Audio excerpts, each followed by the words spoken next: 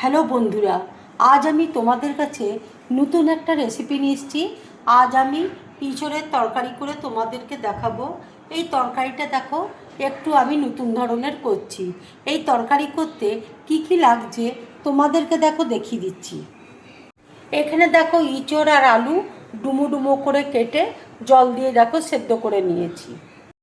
এখানে দেখো 1 কাপ গোবিন্দভোগ চাল রয়েছে, জিরে আছে, ধনে আছে, শুকনো লঙ্কা রয়েছে, আদা আছে, আদার রস রয়েছে, আর এখানে টমেটো দেখো কেটে রেখেছি।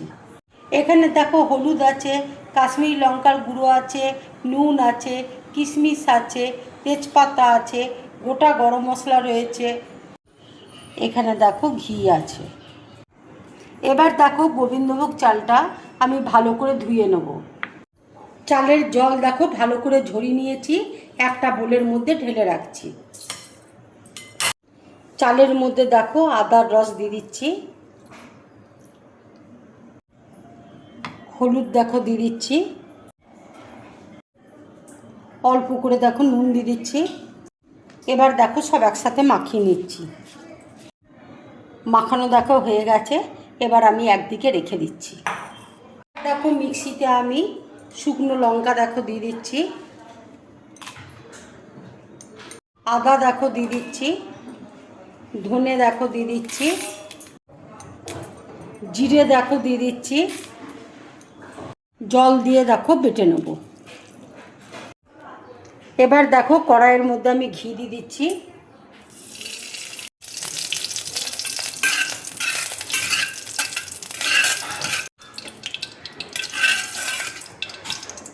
এবার দেখো গোবিন্দভোগ চালটা আমি দিয়ে দিচ্ছি।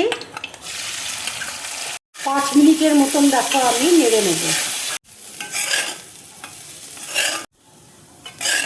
চালটা দেখো ভাজা হয়ে গেছে, খুব সুন্দর দেখো চালের মধ্যে একটা গন্ধ বেরোচ্ছে।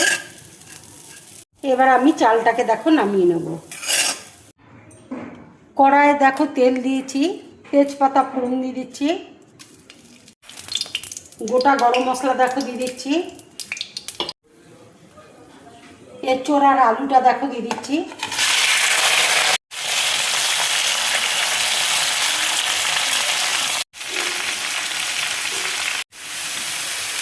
নুন দেখো দিয়ে দিচ্ছি আন্দাজ মতো,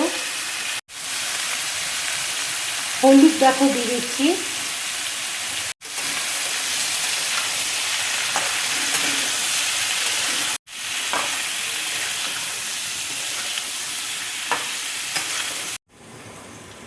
আদা জিরে লঙ্কা ধনে দেখো আমি বেটে নিয়েছি। এবার দেখো টমেটো দিয়ে দিচ্ছি,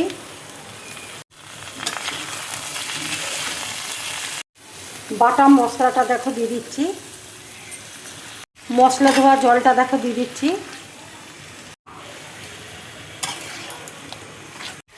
কাশ্মীরি লঙ্কার গুঁড়োটা দেখো দিয়ে দিচ্ছি।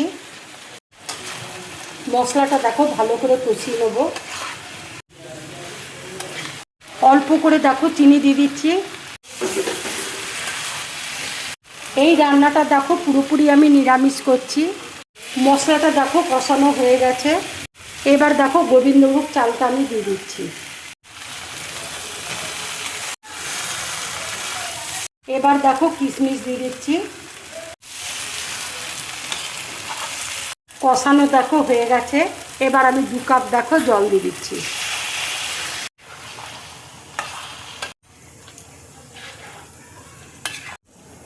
দশ মিনিটের জন্য দেখো আমি ঢাকা দিয়ে দিচ্ছি।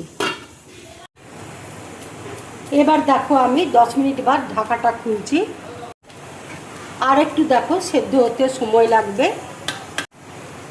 1 চামচ দেখো ঘি দিয়ে দিচ্ছি, গরম মশলা গুঁড়ো দেখো দিয়ে দিচ্ছি, কাঁচা লঙ্কা দেখো চিড়ে রেখেছি, কাঁচা লঙ্কা দিয়ে দিচ্ছি,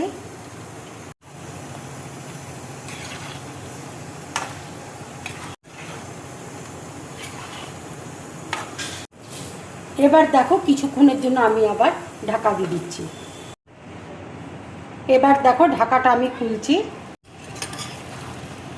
সেদ্ধ দেখো চালটা হয়ে গেছে, খুব সুন্দর দেখো ঝরঝরে হয়েছে।